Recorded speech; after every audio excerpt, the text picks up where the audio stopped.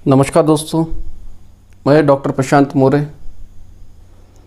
आज हम corona virus infection और विटामिन डी, इसमें क्या संबंध है, इसकी बात करेंगे।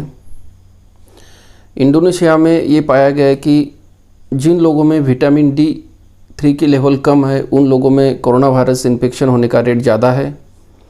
इसके बाद कैम्ब्रिज यूनिवर्सिटी और यूरोपियन कंट्रीज़ में भी कुछ स्टडीज़ हुई और उन्होंने पाया कि जिन पेशेंट्स में विटामिन डी 3 की लेवल कम है, उन लोगों में जान जाने का खतरा सबसे ज़्यादा है। अब विटामिन डी 3 और फेफड़ों के जो इन्फेक्शंस है, इनका क्या संबंध है? तो जो फेफड़े के इन्फेक्शंस है, मतलब अपर रेस्पिरेटरी ट्रैक्ट, जैसे सर्दी, खांसी, ज़ुकाम, निमोनिया या फेफड़ों का फेल हो जाना, एक्यूट रेस्पिरेटरी डिस्ट्रेस सिंड्रोम, तो इनका क्या संबंध है? तो इसके पहले ही पास्ट में विटामिन डी 3 और फेफड़ों के संबंधित जो इन्फेक्शंस है, इस पर काफ़ी रिसर्च हो चुकी है। तो जो 25 ट्रायल्स थी, उसमें लगभग 10,000 लोगों ने पार्टिसिपेट किया था, उसको एनालाइज किया गया। तो इन स्टडीज़ में कुछ लोगों को विटामिन डी दिया गया और कुछ लोगों को प्लेसेबो दिया गया। प्लेसेबो मतलब वो विटामिन डी की गोली की जगह कुछ उनको साल्ट की टैबलेट दी जाती है। तो जिन लोगों को विटामिन डी मिला था, उन लोगों में ये जो फेफड़ों के संबंधी इन्फेक्शन है, वो होने का खतरा लगभग 70% कम हुआ था। जिन लोगों में विटामिन डी 3 की लेवल ऑलरेडी कम है, उन लोगों में ये इन्फेक्शन होने की रिस्क लगभग 70% कम हुई थी। और जिन लोगों में इसकी लेवल्स नॉर्मल थी, उन लोगों में भी विटामिन डी का सप्लीमेंटेशन देने से उनमें जो अपर रेस्पिरेटरी ट्रैक्ट इन्फेक्शंस है, वो होने का खतरा लगभग 25% कम हुआ था। तो हमें पहले से जानकारी है कि विटामिन डी 3 ये जो हमारे सांस से रिलेटेड इन्फेक्शन जो है, उसमें काम करता है, उससे हमको प्रोटेक्ट करने में हेल्प करता है। तो अभी ये विटामिन डी 3 कोरोना में भी हमारी हेल्प करेगा या नहीं, उस पर भी अभी रिसर्च चल रही है। तो ये विटामिन डी हमें फेफड़ों के इन्फेक्शन में कैसे मदद करता है? ये जो विटामिन डी है, ये हमारी इम्यूनिटी को मजबूत करता है। जो इनेट इम्यूनिटी है और एडप्टिव इम्यूनिटी है, उसमें ये हेल्प करता है। तो जो हमें इन्फेक्शंस होते हैं, उससे बचाने के लिए ये काम करता है। और कोविड-19 में जो साइटोकाइन स्टॉर्म देखा जाता है, मतलब साइटोकाइंस की मात्रा बढ़ जाती है, इसकी वजह से जो इन्फ्लेमेटरी रिस्पॉन्स होता है, मतलब जो साइटोकाइंस की वजह से इन्फ्लेमेशन होता है, उसको भी कम करने में विटामिन डी मदद करता है। विटामिन डी क्या है? तो विटामिन डी ये सनशाइन विटामिन है। सूरज की रोशनी में हमारे त्वचा के ऊपर ये विटामिन डी तैयार होता है। सूरज के रोशनी में बैठने के बाद त्वचा के अंदर कोलेस्ट्रॉल से ये विटामिन डी तैयार होता है और इसकी वजह से हमारे शरीर में जो कैल्शियम मेटाबॉलिज्म है, इसको ये नियंत्रित करता है।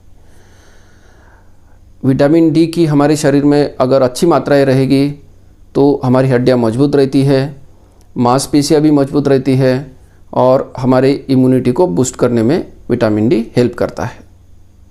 क्या लॉकडाउन की वजह से विटामिन डी की कमी हो सकती है?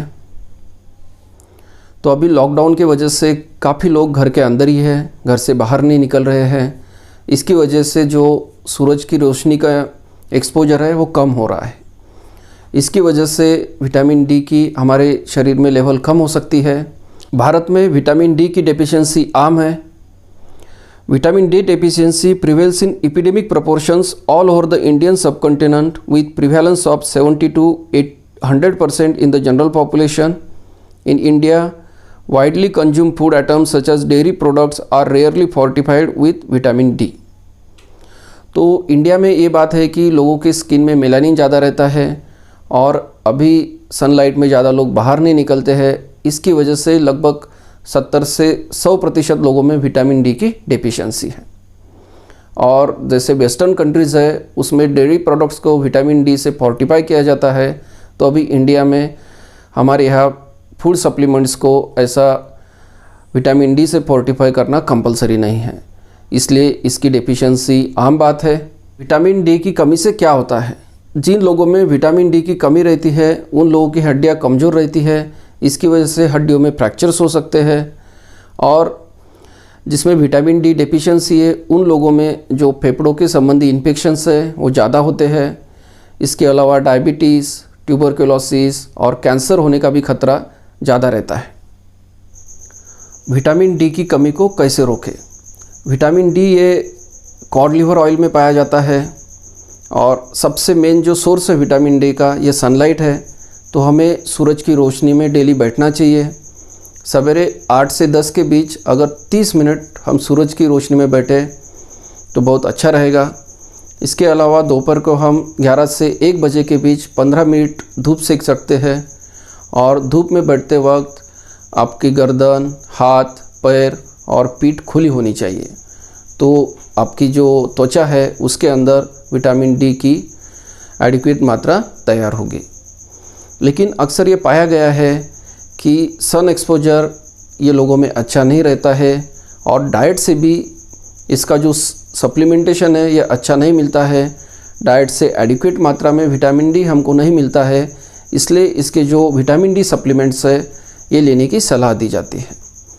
यूरोपियन कंट्रीज़ में और अमेरिका में डेली विटामिन डी सप्लीमेंट्स लेने की सलाह दी जाती है।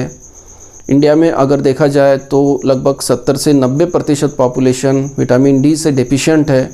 मतलब इनके शरीर में अगर विटामिन डी की जांच करेंगे तो वो 20 नैनोग्राम पर डेसीलीटर से कम आएगी।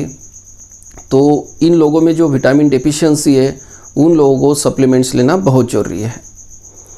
और जिन लोगों में इसकी डेफिशिएंसी भी नहीं है तो उन लोगों ने भी अगर ये सप्लीमेंट्स ले तो उनके लिए भी ये सप्लीमेंट्स लेना अच्छा ही रहेगा। क्योंकि जैसे हमने ऑलरेडी बताया कि जो स्टडी हुई थी उसमें ऐसे पाया गया कि जिन लोगों में विटामिन डी की डेफिशिएंसी है उन लोगों में जो फेफड़ों के इन्फेक्शन है वो होने के चांसेस 70% कम हो जाते हैं। और जो लोग जिनके शरीर में विटामिन डी की डेफिशिएंसी नहीं है लेकिन उन लोगों को अगर हमने विटामिन डी के सप्लीमेंट्स दिए तो उनमें भी 30% फेफड़ों के इन्फेक्शन होने का चांसेस कम हो जाता है। तो अभी विटामिन डी सप्लीमेंट्स के डोसेस क्या होने चाहिए? तो इसके जो डोसेस हैं ये आप डेली ले सकते हैं, वीकली, मंथली और ईयरली भी डोसेस आते हैं।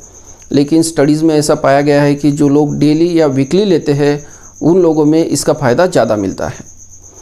तो डेली एडल्ट पॉपुलेशन में इसका डोज जो है ये अराउंड 800 इंटरनेशनल यूनिट से 1000 इंटरनेशनल यूनिट लेना है। और ये कैल्शियम के साथ कंबाइन करके भी टैबलेट्स अवेलेबल है मार्केट में, वो आप ले सकते हैं। अगर आपको वीकली लेना है तो हर हफ्ते में आपको 7000 इंटरनेशनल यूनिट लेना है।